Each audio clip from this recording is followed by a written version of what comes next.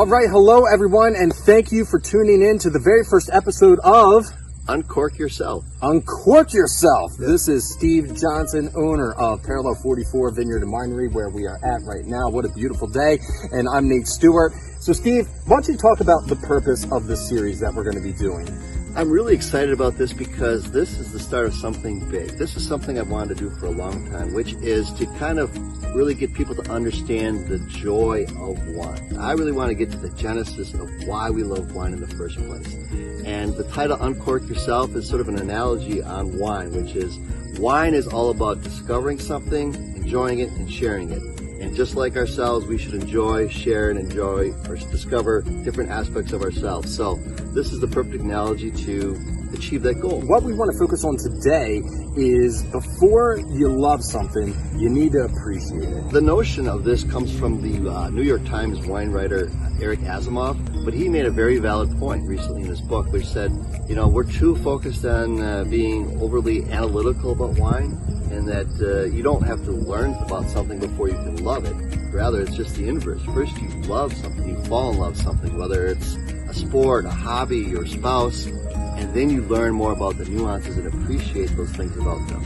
So we kind of have it backwards, and I want to make sure we get it right this time. Let's talk about why we love wine, and then we'll get into the different aspects of wine. So why do you love wine? When was that moment when you were like, oh, this is great? Yeah, I think it really goes back to, I was probably 9 years old. It was Thanksgiving at my grandparents. And for the first time, as we sat around the kids' table, we got little glasses of Cello Lambrusco wine. Not a high quality wine, but something that I will never forget because we sat around, we discovered something new, we all enjoyed it, and we shared it with each other. And that was the moment where I found there was something magical about wine. I think a perfect example here in Packer country, it's like I remember the first time I was at a Packers game.